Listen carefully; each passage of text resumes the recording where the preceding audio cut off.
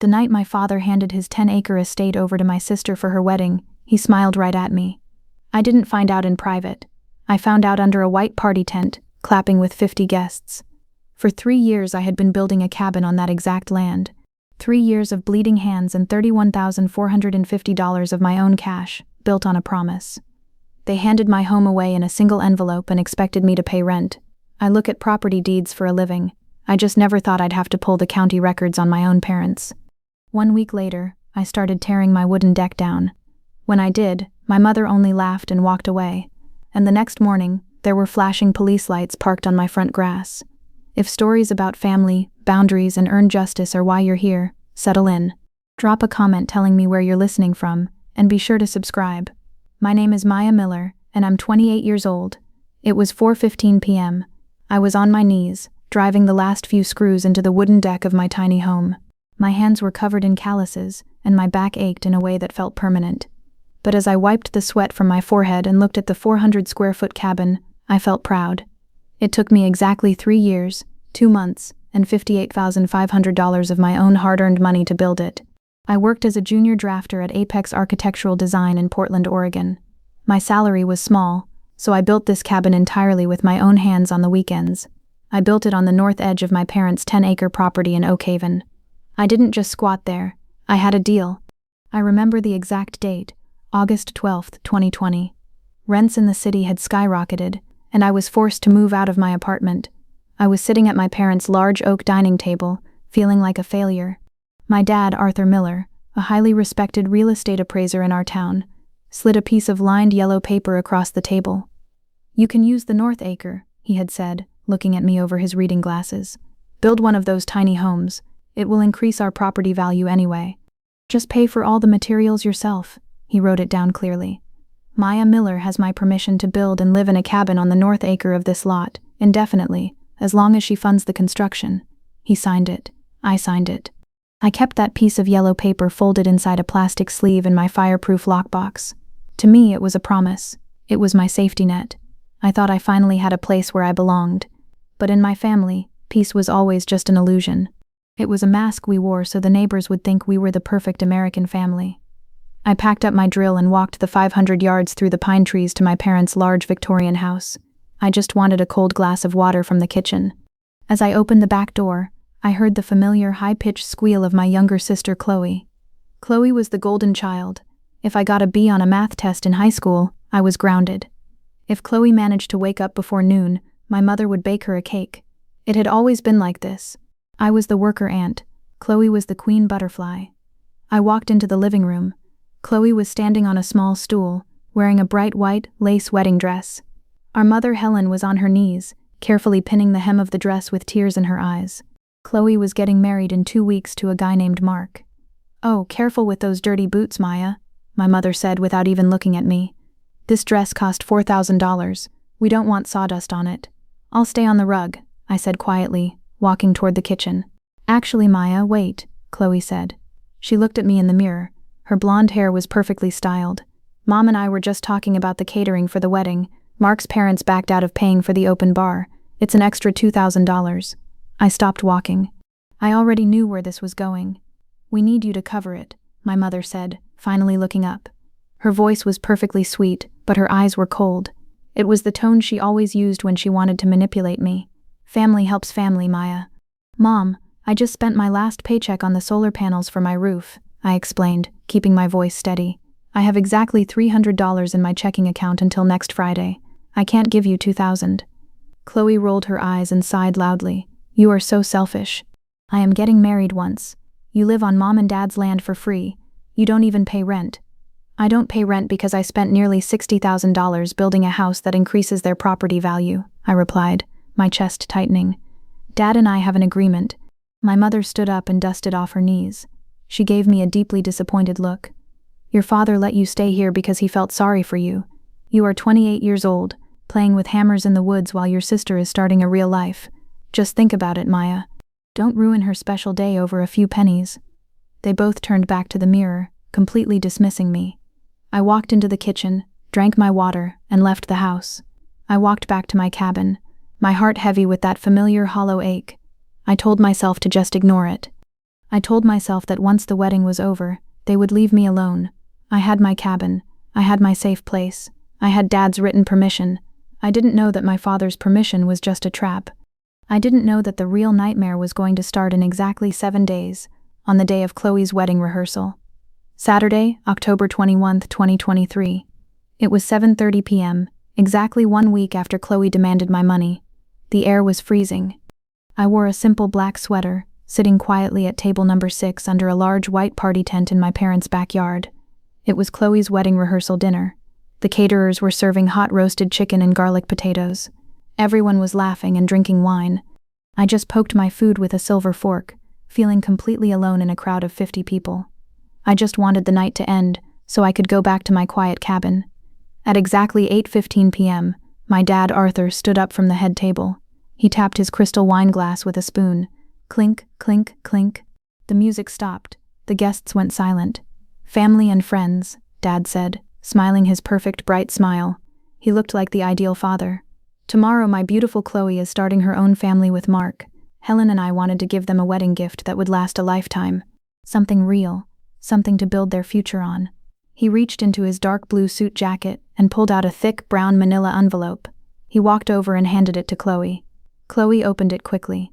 She pulled out a thick stack of papers with a blue legal cover.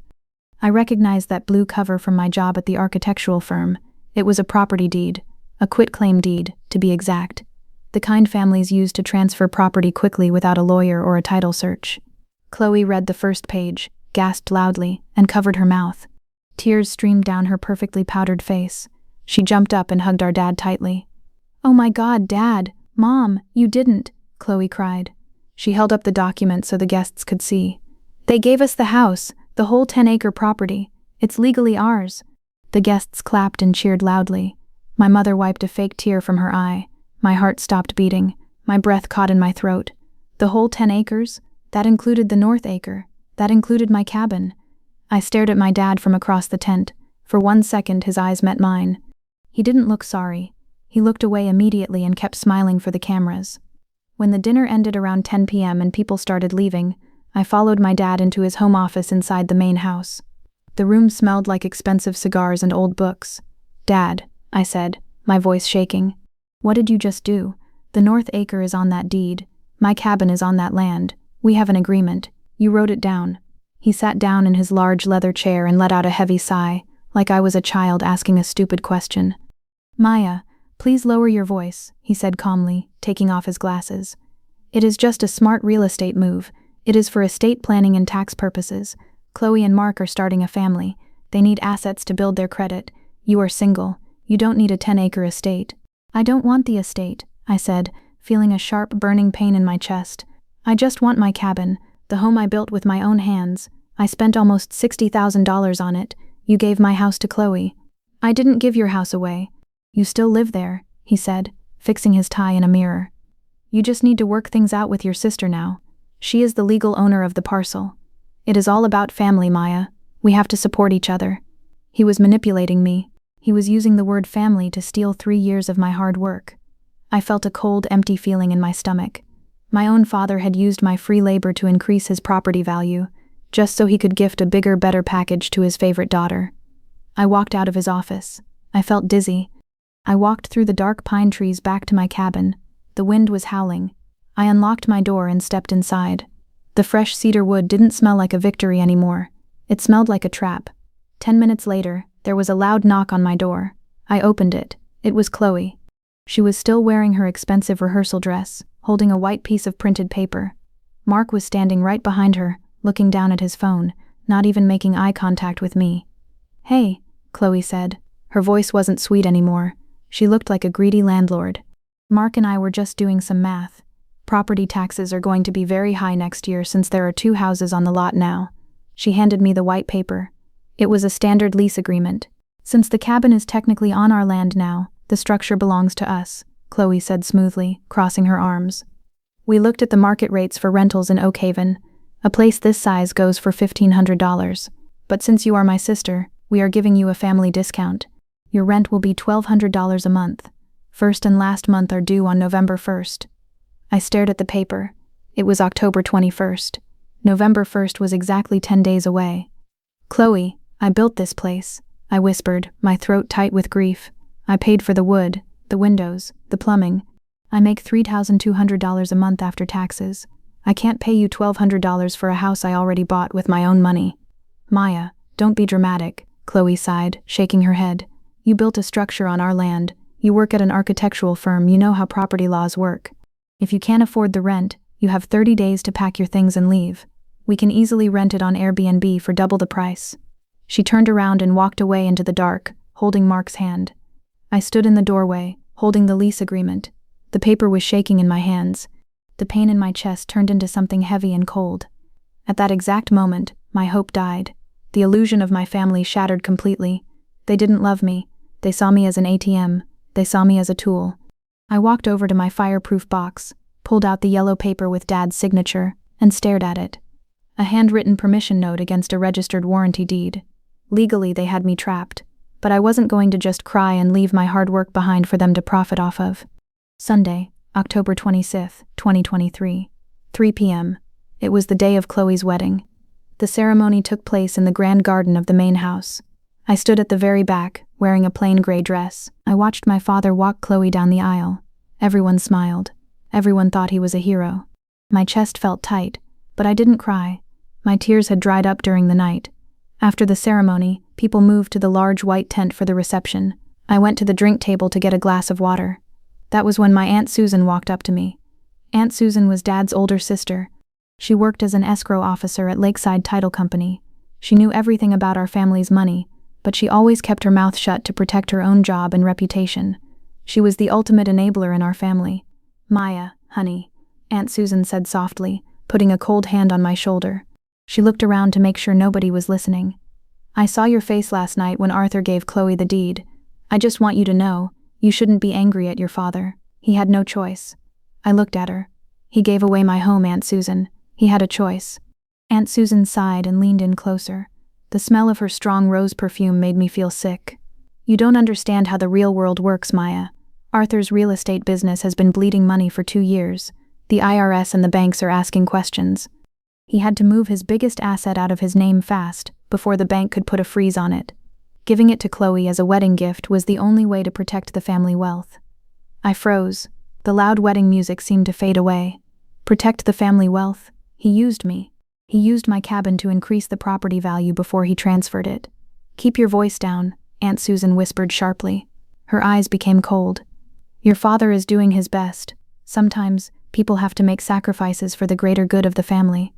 Be a good daughter and just pay the rent to your sister. Don't ruin your father's reputation. If he goes down, we all go down. She patted my arm and walked away to join the dancing crowd. I stood there holding my plastic water cup. My hands were shaking, but not from sadness. It was pure, freezing anger. My father didn't give Chloe the land out of love. He didn't steal my cabin because he hated me. He did it to save himself from a financial disaster. And Aunt Susan knew. My mother probably knew too. They were all silent partners in this fraud. I left the wedding early. The next morning, Monday, October 23rd, I went to work at Apex Architectural Design. I sat at my desk in the quiet drafting room. My boss, Mr. Henderson, was in a meeting. I opened my computer. As a drafter, I had special access to the county's advanced property tax and deed database for my projects. My fingers flew across the keyboard. I typed in the address of my parents' 10-acre lot. I needed to see exactly what my dad had done. The digital records loaded on my screen. I clicked on the transfer history. My eyes scanned the lines of legal text. Then, I found it. The big family secret. Exactly 3 months ago, on July 15, 2023, my father took out a massive $450,000 commercial loan from Crestwood National Bank. He used the 10-acre property as collateral. But to get a loan that big, the bank needed the property's loan-to-value ratio to hit a specific target. He was exactly $50,000 short. So, my dad used my newly built cabin to push the price up to get more money. He couldn't legally appraise it himself, so he forged the signature of his old friend, a licensed appraiser who had been suspended last year. But that wasn't the craziest part. When he transferred the deed to Chloe last week using that quitclaim deed, he didn't pay off the loan. He used a legal trick called a subject-to transfer. Chloe was now the legal owner of the land, but the land still had a $450,000 bank lien secretly attached to it. Because there was no title search, Chloe never saw the hidden debt. Chloe and Mark thought they received a free $1 million estate. They didn't know they just inherited a massive hidden debt.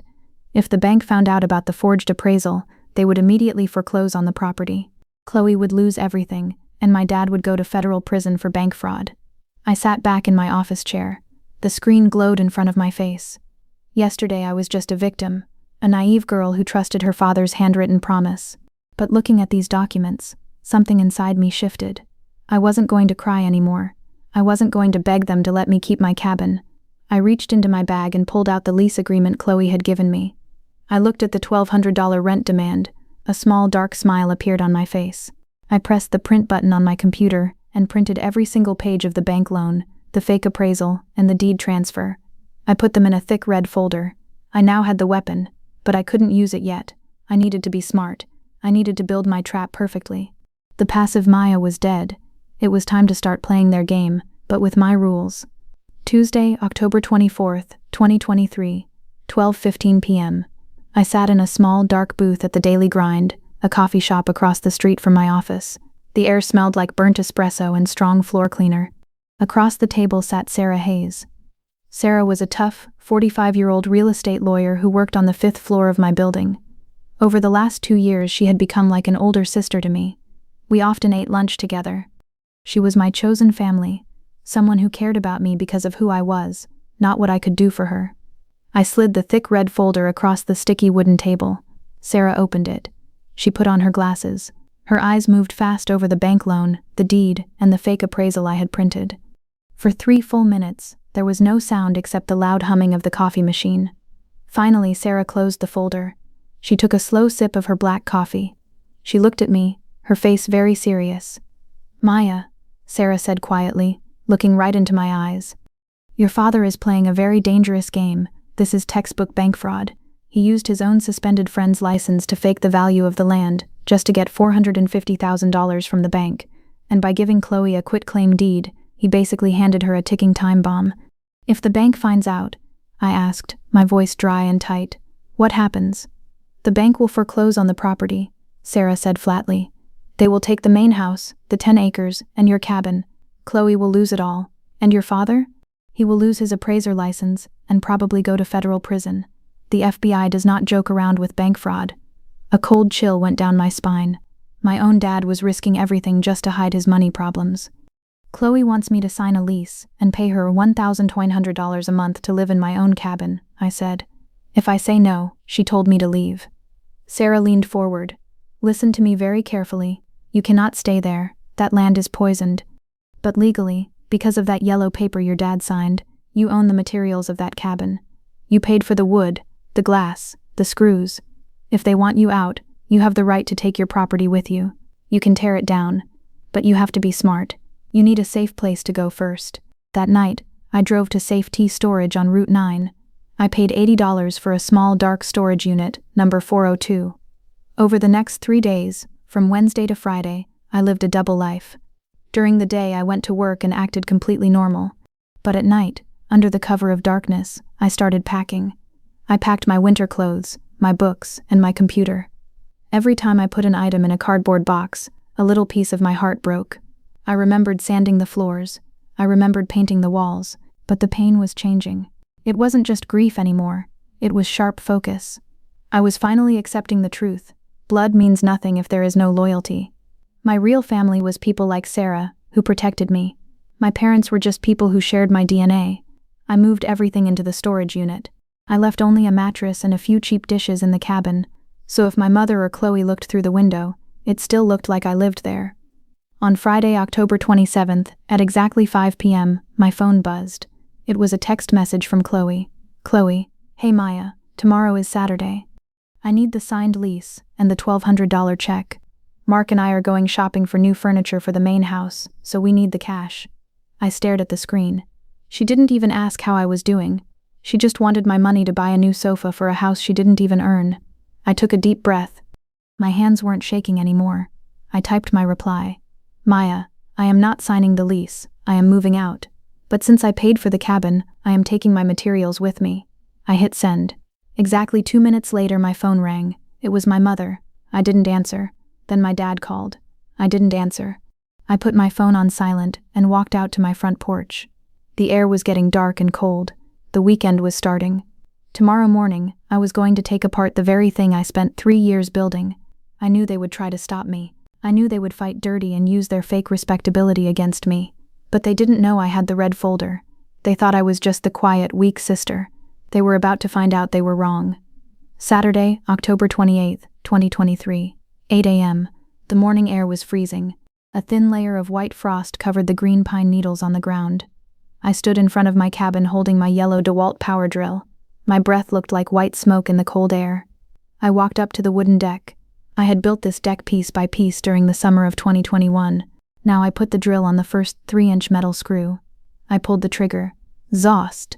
The loud sound echoed through the quiet woods. The screw came out. I moved to the next one. Zost! And the next one. With every screw I removed, a heavy weight lifted off my chest. I wasn't crying anymore. The sadness was gone. Only a cold, sharp energy was left inside me. By 8:45 a.m., I had a large pile of cedar wood boards stacked neatly on the grass. I was sweating under my jacket. Suddenly I heard the slow crunch of footsteps on the gravel. It was my mother, Helen. She was wearing her expensive long beige winter coat. She held a large white mug of hot coffee in her hands. Steam was rising from the cup. She stopped a few feet away from me.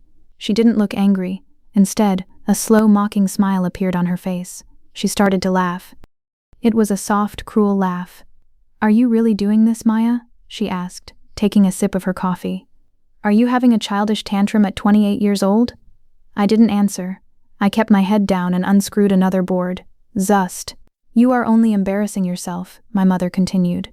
Her voice was sweet, but her words were like poison. "Your father and I gave you a place to stay because we felt sorry for you. Now your sister needs that rent money for her future. And you are out here breaking your own toy house. It's pathetic." I stopped the drill and finally looked at her. Her face was perfectly calm. She fully believed she was the good person in this situation. She thought I was just a crazy, jealous sister. She didn't know that my lawyer friend Sarah had already explained my legal rights. "I paid for this wood. It was mine." "I am taking what belongs to me, Mom," I said, my voice completely flat and empty. "Chloe can have the dirt, but she is not getting my hard work." My mother rolled her eyes. "You always were the selfish one in this family. Go ahead, break it. It just proves why Chloe is the one who deserves a real house." She turned around and walked back to her big, warm mansion, leaving me in the freezing cold. She didn't try to stop me because she thought I was just throwing a fit. She thought I would give up. But I didn't give up. For the next 10 hours, I worked without stopping. My fingers were bleeding, and my back felt like it was on fire. I loaded all the heavy deck boards into the back of my old 2012 Ford pickup truck. I drove them to my storage unit on Route 9, unloaded them, and came back. By nightfall, the deck was completely gone. The cabin looked ugly and bare. I slept on the floor of my empty cabin that night. The next morning was Sunday, October 29. It was 9:30 a.m. I was standing on a ladder, using a crowbar to carefully remove the front window. Then, I heard a sound that made my blood freeze. Sirens. 2 white and blue Oakhaven police cars drove fast up the dirt road. The red and blue lights were flashing brightly. They parked right on the grass in front of the cabin. The heavy tires crushed the pine cones. 3 police officers stepped out quickly. They looked very serious. Behind the second police car, I saw Chloe and Mark. Chloe was holding her face in her hands, pretending to cry. She pointed a shaking finger at me. "That's her, officers," Chloe yelled, playing the perfect victim. "She is destroying my property. She doesn't live here. She is an aggressive ex-contractor and she is stealing my building materials." A tall officer with a thick mustache walked up to my ladder. He put his hand on his black belt. "Maya Miller, put the crowbar down, slowly," he said loudly. "Step away from the structure." "Officer, I built this," I said, keeping my hands where he could see them. I slowly put the tool on the ground. I had my dad's written permission folded in my pocket, but I didn't pull it out. If I showed it to them, they would just call it a civil family dispute and leave. I needed them to arrest me. I needed this to go to a real judge. I paid for all these materials. "The property deed is in Chloe Miller's name," the officer said coldly. He pulled a pair of silver handcuffs from his belt. "Turn around and put your hands behind your back. You are under arrest for destruction of private property and vandalism." The cold metal closed tightly around my wrists. It clicked loudly. Click, click. They pushed me toward the back of the police car. As I sat in the hard plastic back seat, I looked out the window. Chloe was smiling. She thought she had won. She thought putting me in jail was the end of the game. She didn't know I had the red folder safely hidden away. She didn't know that getting arrested was exactly what I needed to bring this whole fake family down in a real court of law. Sunday, October 29th, 2023, 10:45 a.m. The ride to the Oak Haven police station was completely silent. The hard plastic seat of the police car was cold against my back. Every time the car went over a bump in the road, the metal handcuffs cut deeper into my wrists. I looked out the window at the passing trees. I didn't cry.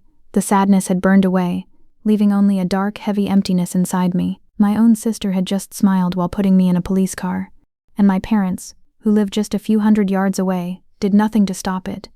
At the station, the booking process was slow and humiliating. The room smelled like cheap lemon floor cleaner and old sweat. A tired police officer took my fingerprints. The black ink stained my skin. They took my phone, my jacket, and even the shoelaces from my boots, so I wouldn't hurt myself. Then, they locked me in holding cell number 3. The cell was small. There was a metal toilet in the corner and a hard concrete bench. The bright fluorescent lights on the ceiling buzzed loudly.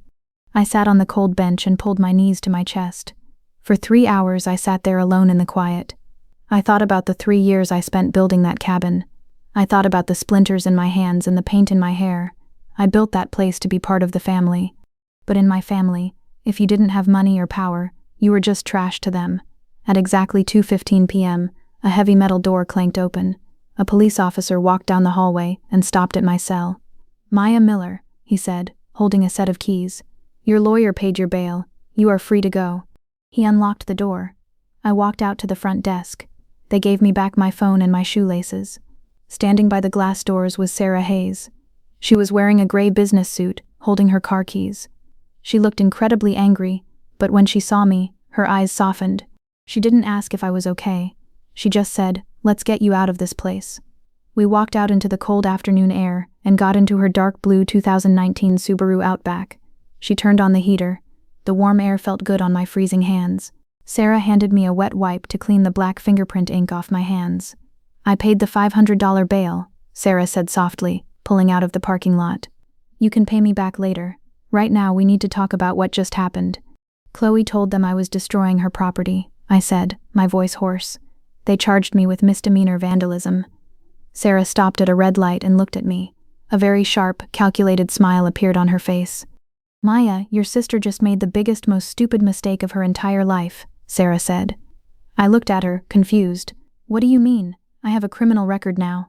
"No, you have a pending charge," Sarah explained, speaking very clearly. "Chloe thought calling the cops would scare you. She thinks like a spoiled child. But the law doesn't work like a family argument. Because she involved the police, this is now a legal matter in the court system." She turned the car onto the main highway. "In a criminal vandalism case, the prosecutor has to prove, with documents, that Chloe owns the property free and clear. I am filing a subpoena tomorrow morning. My law firm is legally demanding every single piece of paperwork attached to that land." My eyes widened. I suddenly understood. "The bank loan," I whispered. "Exactly," Sarah said, nodding slowly. "We don't even have to leak the red folder ourselves.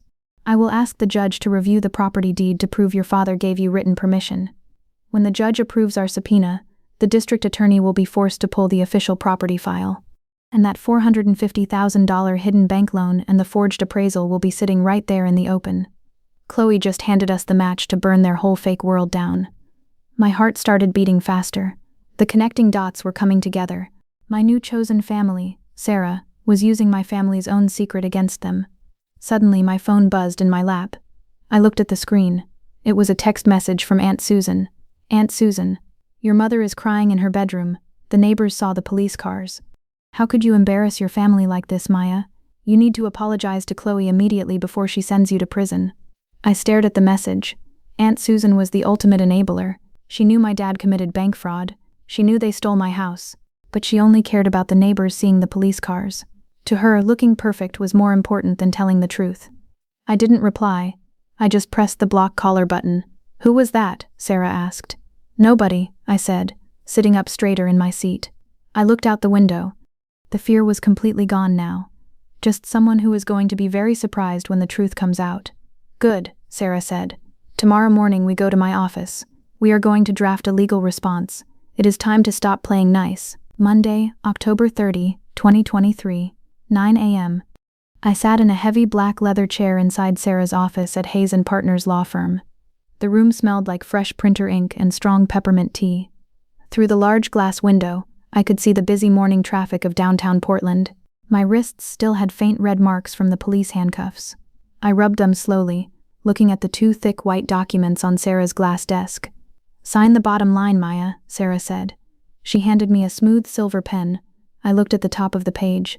It said, "Defendant's subpoena for title records." In simple English, what does this do? I asked, wanting to be absolutely sure. Sarah leaned forward, resting her elbows on the desk.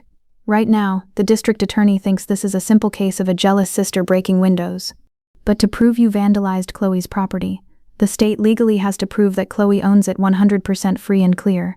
This document forces the prosecutor to subpoena the complete unedited property file and loan history from the county and the bank.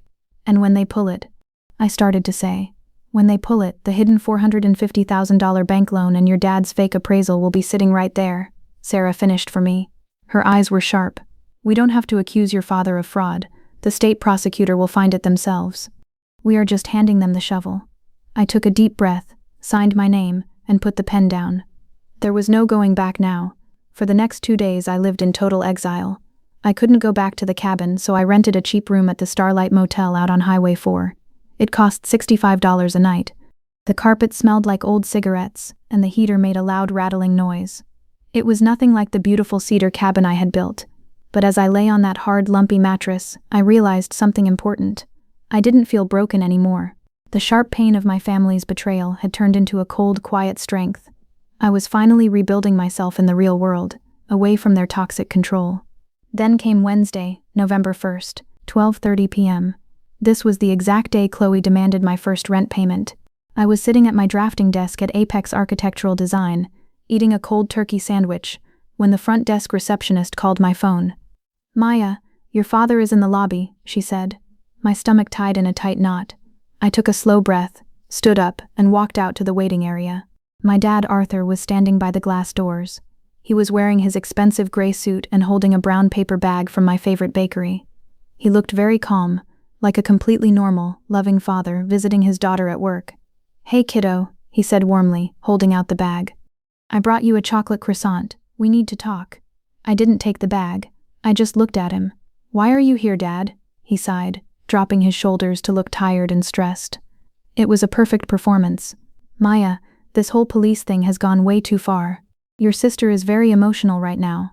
She overreacted because of the wedding stress. But you have to admit, destroying the deck was a terrible thing to do." He paused, waiting for me to apologize or show weakness. I just stared at him. The silence made him uncomfortable. "Look," he continued, keeping his voice low so my coworkers wouldn't hear. "I talked to Chloe and Mark. I told them to drop the criminal charges against you. We are family. We don't do this to each other. I can make this all go away today."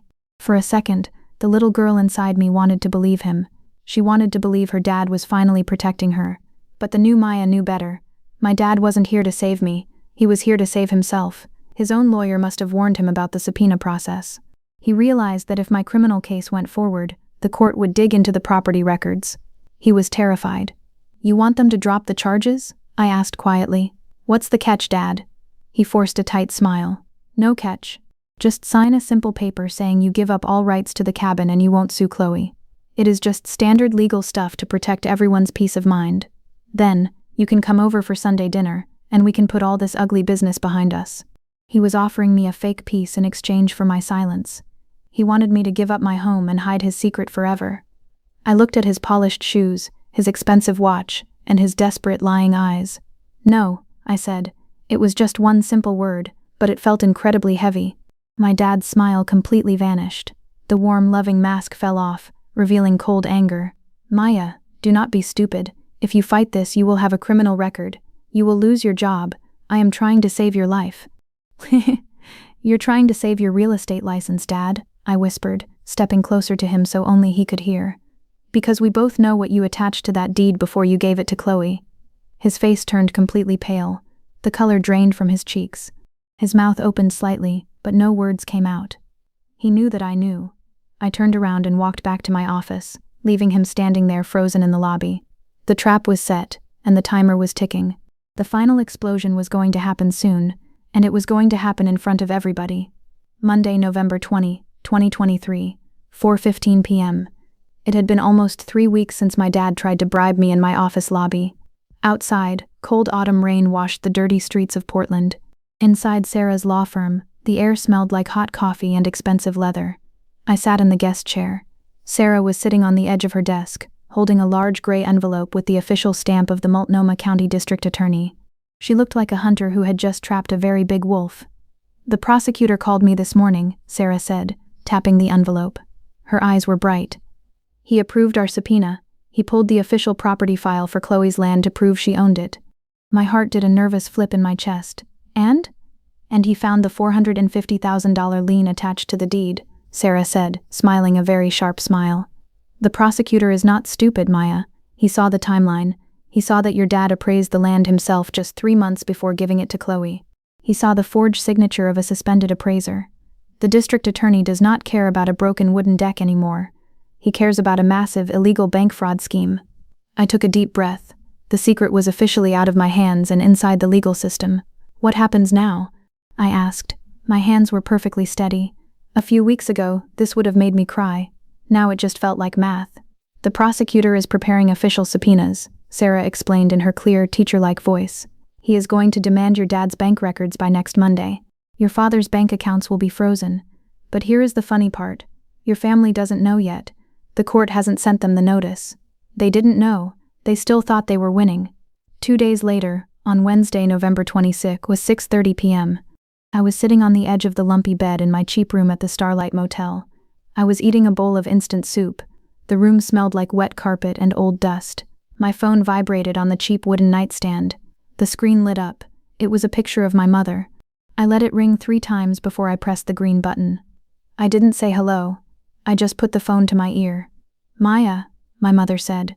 Her voice was sugary sweet, dripping with fake love. It was the exact voice she used when the neighbors were listening. "I am so glad you answered."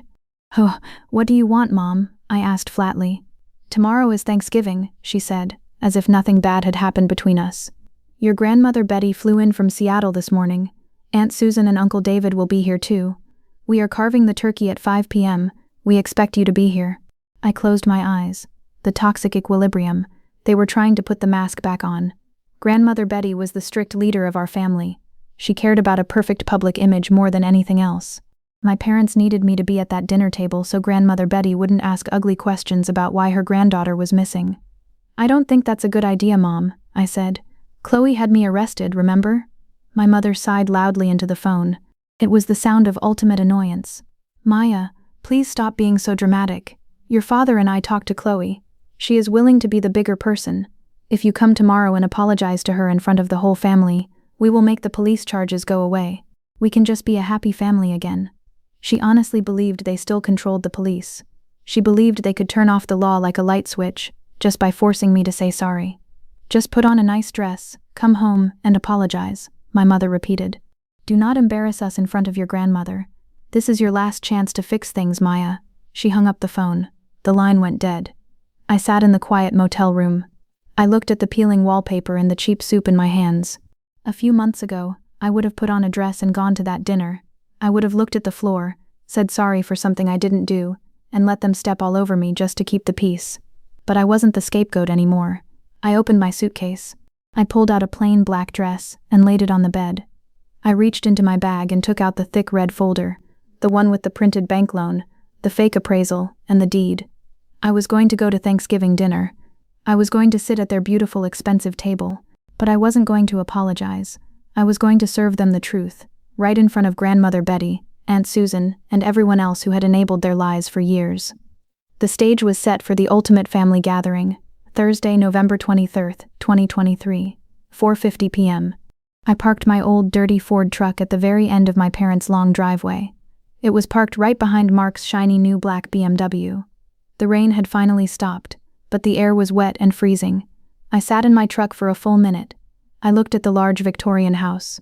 Bright, warm yellow light shined from the big glass windows. I took a deep breath. My heart was beating at a normal, steady pace. I grabbed my black leather purse. Inside it was the thick red folder. I stepped out into the cold and walked up to the heavy oak front door. I didn't knock. I just opened the door and walked in. The house smelled amazing. It smelled like roasted turkey, melted butter, and sweet cinnamon. It was the smell of a perfect happy family. But I knew it was just a mask. I took off my wet coat. Aunt Susan walked into the hallway from the kitchen. She was wearing a beautiful dark green dress. When she saw me, her face looked nervous. She quickly looked around to see if anyone else was there. "You came," Aunt Susan whispered, pulling me slightly into the corner. Her strong rose perfume filled my nose. "Listen to me, Maya. Betty is in a very good mood today. Just smile, say you are sorry to Chloe, and let's have a peaceful dinner. Do not make a scene. Do you understand?" "I understand exactly what I need to do, Aunt Susan," I said calmly. I walked past her, leaving her standing alone in the hallway. I walked into the large living room. A warm fire was burning in the stone fireplace. Everyone was there. Grandmother Betty was sitting in the biggest armchair, like a queen on a throne. She wore a thick pearl necklace. My father, Arthur, was pouring red wine into expensive crystal glasses. My mother, Helen, was passing around a silver tray of cheese and crackers. Chloe and Mark sat together on the expensive leather sofa, holding hands. The room went completely quiet when I walked in. "Maya," Grandmother Betty said loudly. Her voice was strict and sharp. "You are late. A lady should always arrive 15 minutes early." "Traffic was bad, Grandmother," I said simply. I didn't apologize. I walked over and kissed her dry, wrinkled cheek. My father put down the wine bottle. He walked over to me with a huge fake smile on his face. He put his heavy arm around my shoulders. He was putting on a show for his mother and his sister. "We are just so happy you decided to join us, Maya," my dad said loudly. He squeezed my shoulder tightly, his fingers pressing hard into my bone as a secret warning. "Thanksgiving is about leaving our mistakes in the past and moving forward." "Yes, it is," I replied. My voice was totally flat. Chloe looked at me from the sofa. She looked very smug. She was wearing a diamond necklace and a very expensive silk dress. She thought she had completely defeated me. She thought I was here to beg for her forgiveness so I wouldn't go to jail. At 5:15 p.m., my mother called everyone into the formal dining room. The long wooden table looked like a picture from a magazine. There were tall white candles, expensive silver forks, and perfect cloth napkins. The huge golden brown turkey sat in the middle of the table. We all sat down. I was seated right across from Chloe and Mark. My dad sat at the head of the table. Grandmother Betty sat at the other end. For the first 20 minutes, the conversation was completely fake. Uncle David talked about his golf games. Mark talked about his new job promotion. Chloe talked loudly about how she was going to decorate the 10-acre property. "We are going to tear down that ugly wooden cabin next month," Chloe said, taking a sip of her wine. She looked right into my eyes. She wanted to see me cry. "It just ruins the view from the main house. We are going to build a swimming pool there instead." My mother smiled and clapped her hands. "Oh, a pool would be wonderful for when you have children, Chloe." I didn't react. I just slowly cut a piece of turkey with my silver knife. I ate it quietly. The food tasted like cardboard in my mouth. Aunt Susan looked at me nervously from across the table. She could feel that something was wrong. I was too quiet. I was too calm. At exactly 5:45 p.m., my dad stood up. He picked up his crystal wine glass. He tapped it with a silver spoon. Clink, clink, clink. Everyone stopped talking. "Before we finish eating, I want to make a toast," my dad said, looking around the table with his perfect, handsome smile. "I am thankful for my beautiful wife, Helen. I am thankful for my mother, Betty, flying all the way here. I am thankful for Chloe and Mark, and the beautiful new estate we gave them to start their lives." He paused. He looked right at me. The smile stayed on his face, but his eyes were cold and demanding. "And I am thankful that my oldest daughter, Maya, is here today," he continued. "Maya has had a very difficult few weeks. She made some very bad choices. She let jealousy make her do things she regrets. But family forgives family." He held his glass higher. "Maya, I believe you have something you want to say to your sister and to this family. This is your moment to make things right." The whole table went dead silent. The only sound was the crackling fire in the other room. Grandmother Betty stared at me, waiting for me to obey. My mother looked at me with a tight, warning glare. Chloe just sat back, crossing her arms, waiting for me to bow down to her. This was the toxic equilibrium. This was the trap they had used my whole life to keep me small. I slowly wiped my mouth with the white cloth napkin. I put it down on the table. I didn't stand up. I didn't raise my voice. I didn't cry. I simply reached down into my black leather purse on the floor. I pulled out the thick red folder. The heavy plastic made a loud smack sound as I dropped it right in the middle of the beautiful dinner table, next to the roasted turkey. "You're right, Dad," I said. My voice was perfectly clear and cold. It cut through the quiet room like a sharp knife. "I do have something to say, but it's not an apology." Thursday, November 23rd, 2023, 5:46 p.m. The heavy red folder sat on the white tablecloth. Everyone stared at it like it was a live bomb. My father's fake smile completely melted away. His face turned a dark, angry red. "Maya," my dad said. His voice was low and dangerous. "Pick that up and leave my house. Right now. I will not let you ruin Thanksgiving with your crazy lies." He reached his hand across the table to grab the folder. I was faster. I slid the folder out of his reach. I opened it and pulled out 3 separate stacks of paper. I didn't yell. I didn't cry. I just spoke very clearly, like a teacher explaining a math problem. "I am not lying, Dad," I said. I looked right at Chloe. She looked confused, holding her expensive wine glass. "Chloe, you think Dad gave you $1 million estate for free. You think he gave it to you out of love. He didn't." I picked up the first stack of papers and slid it across the smooth table. It stopped right in front of Chloe's plate. "Look at the date," I told her. "July 15th, 2023. Exactly 3 months before your wedding. Dad took out a $450,000 commercial loan from Crestwood National Bank. He used the 10-acre property to secure the money, and he didn't pay it off before he gave you the deed. It is a quitclaim deed. You didn't do a title search." Chloe stared at the paper. Her eyes scanned the bold black letters. What does this mean?" she asked, her voice shaking. "It means he gave you his massive debt," I explained simply. "You are now the legal owner of a property that owes the bank almost $500,000. If you miss a payment, the bank will foreclose. They will take the land, the main house, and your new husband's credit score." Mark, Chloe's husband, suddenly sat up straight. He snatched the paper from Chloe's hands. He read it fast. His face turned completely pale. "Arthur, is this true?" Mark demanded, looking at my dad. "Did you put a $500,000 lien on my wife's name?" "Mark, please, calm down," my dad stammered. He was sweating now. The perfect family man mask was cracking into pieces. "It is just a temporary business loan. I am paying it off next year. It was just a smart way to move assets." "Stop lying, Arthur," I interrupted. I picked up the second stack of papers. I didn't give this one to Chloe. I slid it all the way down the long table. It stopped right in front of Grandmother Betty. "Grandmother," I said respectfully, "you care about the family name more than anything. You should read that. It is the official property appraisal from August, the one where Arthur forged his suspended friend's signature to use Maya's cabin for extra value." Grandmother Betty slowly put on her gold reading glasses. The room was so quiet you could hear the old grandfather clock ticking in the hallway. Tick, tock. She read the paper. Her wrinkled hands started to shake. "Arthur," Grandmother Betty whispered. Her voice was full of pure disgust. "You used your own friend's appraiser license to value your own property, and you included Maya's cabin to push the price higher so the bank would give you more money." My mother, Helen, stood up quickly. Her chair scraped loudly against the wooden floor. "Betty, please." My mother cried out, trying to protect her husband. "Arthur was just trying to save his business. The economy has been so bad. He did it for the family, to keep this house." "He committed federal bank fraud, Mom," I said flatly. I looked at Aunt Susan, who was staring at her plate, too scared to speak. "And Aunt Susan knew about it. You all knew. You let him steal the cabin I built with my own hands to hide his crimes, and then you tried to make me pay rent to live in it." Chloe started crying loudly. It wasn't her fake, manipulative crying. It was real, ugly panic. Her perfect life was falling apart right in front of her. "But you told the police she was just a jealous vandal," Mark yelled at my dad, pointing a shaking finger at him. "You told me she was crazy." "That was your biggest mistake," I said, looking right into my dad's terrified eyes. "When you let Chloe have me arrested for tearing down my own wooden deck on October 29th, you opened the door for my lawyer. By charging me with a crime, you forced the district attorney to pull the official property file." My dad grabbed the edge of the table. He looked like he couldn't breathe. "The state prosecutor saw the fake appraisal, Dad," I said softly. "The prosecutor knows about the $450,000 loan. My lawyer got the call on Monday.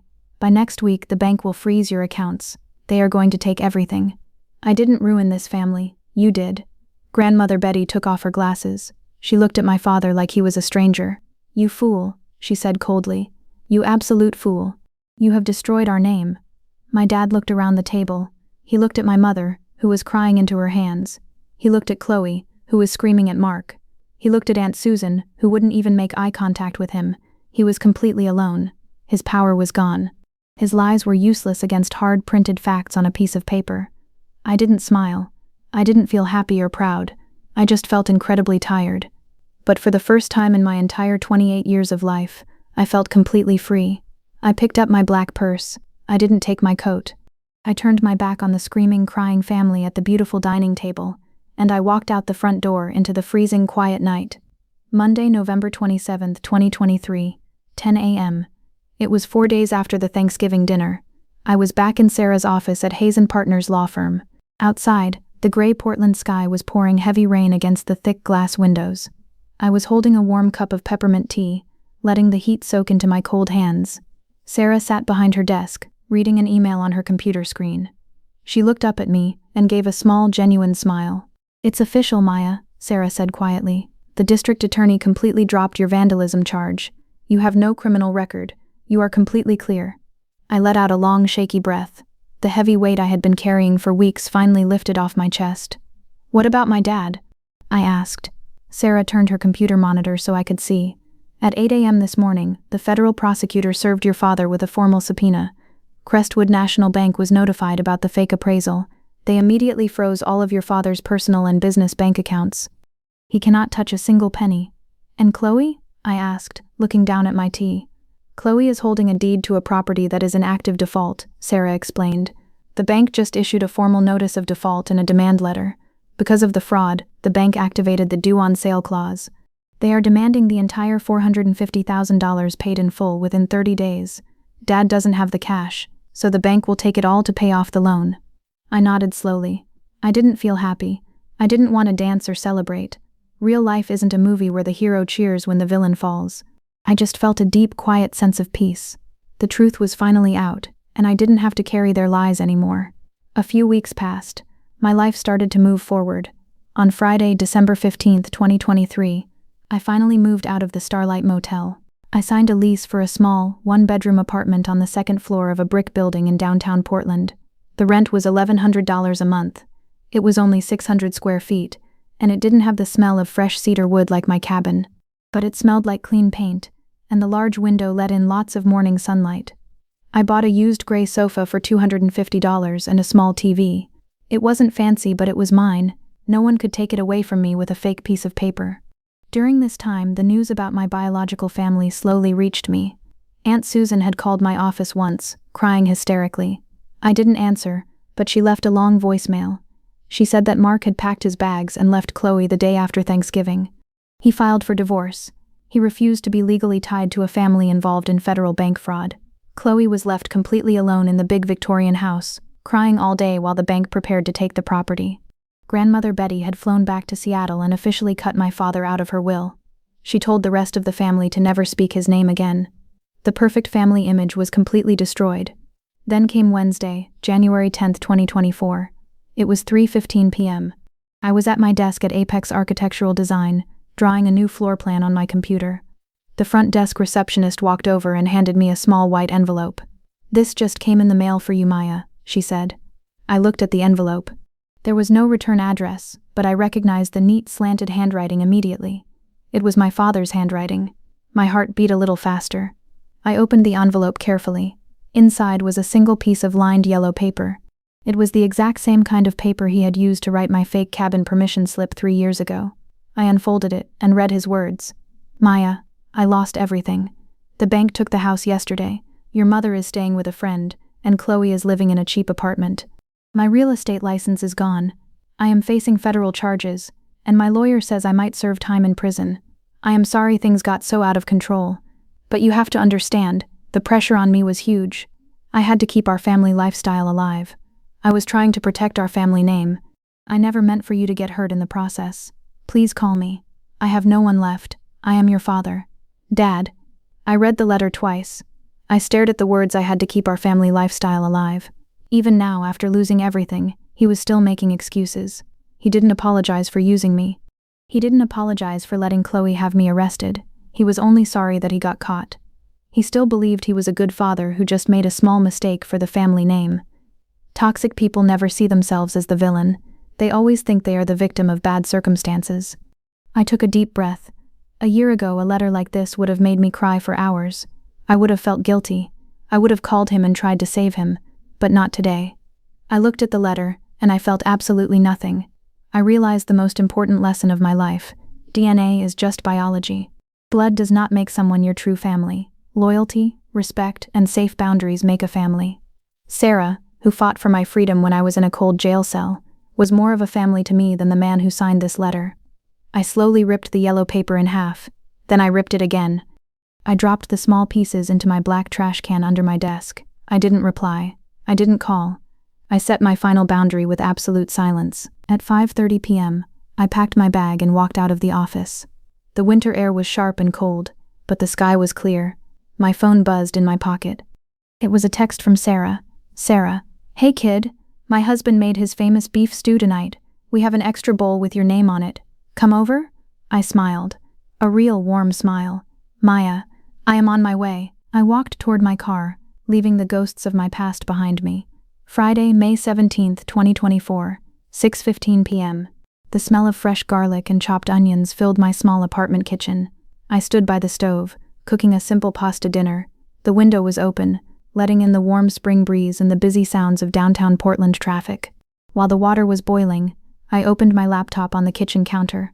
Because I worked at Apex Architectural Design, my work email still got automatic updates from the county real estate website. I saw a new email with a bold red subject line, "Notice of Public Bank Auction." I clicked on it. The address on the screen was 402 Pine Road, Oak Haven. It was my parents' old 10-acre property. I scrolled down the page, reading the cold, hard numbers. Lot size, 10.2 acres. Main structure, 5 bedrooms, 4 bathrooms. Starting bid, $410,000. Foreclosing bank, Crestwood National Bank. There was a digital gallery with 45 photos of the property. I clicked through them slowly. The big Victorian house looked empty and sad. The grass was dead and brown because nobody was watering it. Then, I stopped on picture number 12. It was a wide shot of the north acre. My cabin was in the background. Without the beautiful wooden deck, it just looked like a cheap, forgotten box sitting in the dirt. The windows were dark. The magic was completely gone. I stared at the picture for a long time. I remembered the heavy hammer in my hand. I remembered the $58,500 I spent. But as I looked at the screen, my chest didn't hurt. I didn't feel any anger. I just felt a quiet, peaceful closure. The past was finally dead. I closed the laptop and ate my dinner. The next morning was Saturday, May 18, 10:30 a.m. I went to Fresh Market, a busy grocery store on 4th Street, to buy some fresh fruit for the weekend. The bright fluorescent lights hummed quietly above my head. The wheels of my red plastic shopping cart squeaked softly on the clean white tile floor. I was standing in the produce section, looking at a pile of green apples, when I heard a familiar voice. "Maya." I turned around slowly. Standing 3 feet away from me was Chloe. For a second, I almost didn't recognize her. She wasn't wearing her expensive diamond necklace or a perfect silk dress. She was wearing a faded gray hoodie and old blue jeans. Her blonde hair was messy, tied up in a loose knot. She looked incredibly tired. The dark circles under her eyes showed that she hadn't slept well in months. "Hello, Chloe," I said. My voice was calm and steady. She nervously rubbed her hands together. She looked down at my shopping basket, then back up at my face. I saw the auction listing online this morning," Chloe said. Her voice was shaking, sounding very small and weak. "The bank is selling the house on Tuesday. Mark finalized our divorce last week. He took his car and moved to Seattle. I am renting a tiny, ugly room above a loud laundromat." I just listened. I didn't smile, but I didn't feel sorry for her either. These were just the logical results of her own choices. "Dad's federal trial starts next month," Chloe continued, a single tear rolling down her cheek. "Mom is living in Aunt Susan's guest room, but they scream at each other every single day. Everything is just gone. The whole family is completely broken." She took a step closer to me. She looked desperate. "I am so sorry, Maya," Chloe whispered, wiping her nose with the back of her hand. "I really am. If I hadn't called the police on you, if we had just let you keep that stupid cabin, none of this would have happened. We would still be a family." I looked right into her eyes. Even now she didn't truly understand. She was acting exactly like our father. "You aren't sorry that you stole my home, Chloe," I said softly but very firmly. "You are just sorry that you got caught in Dad's mess. You are sorry that you lost your money." Chloe flinched like I had slapped her. She knew I was telling the truth. We are still sisters, Chloe cried, trying to use the blood connection one last time. Please, Maya. Can we just go get a cup of coffee? I have absolutely nobody left. This was the moment. This was the final test. I looked at her, and I felt completely free. DNA is just biology, Chloe, I said. It doesn't make us a family. Loyalty makes a family. Respect makes a family. You and Dad never respected me. You just used me when it was easy for you. I picked up a green apple and put it in my basket. I forgive you for what you did, I told her, my voice full of quiet strength. Holding on to hate is too heavy, and I don't want to carry it anymore. But forgiving you doesn't mean I want you in my life. I wish you the best, Chloe, but please do not contact me again, ever. I turned my cart around and walked down the aisle. I didn't look back. I didn't need to. The boundary was set in stone. 30 minutes later, I walked out of the grocery store into the bright, warm spring sunshine. I drove my truck to a large public park on the east side of the city. Sarah and her husband David had invited me to a weekend barbecue. When I parked on the green grass, I could already smell the sweet charcoal smoke and roasting hot dogs. Sarah saw me walking up. She smiled brightly and waved a pair of silver tongs in the air. Hey, you made it, she yelled happily. I walked over to the picnic table. There were about 10 people there, friends from the law firm, a few people from my architectural office, and Sarah's kids running around playing with a red plastic ball. Everyone was laughing. The energy was safe, honest, and warm. There were no hidden secrets, no fake smiles, and no toxic masks. David handed me a cold bottle of water and a paper plate with a hot hamburger. Glad you're here, Maya, he said sincerely. Me too, I said, taking a bite. I sat down in a blue folding chair under a large oak tree. I watched the people around me laugh and share stories. My hands didn't have splinters anymore. My bank account wasn't empty. I had spent 3 years trying to build a wooden house on poisoned land, hoping it would make my fake family love me. I lost that house, but in the end I built something much stronger, much more real, and completely mine. I finally had a home. Blood doesn't always mean family, and the truth always comes out in the end. If this story kept you hooked until the last second, hit subscribe and turn on notifications so you never miss a new story. Do you think the father's punishment was fair? Drop a comment below and let's talk about it.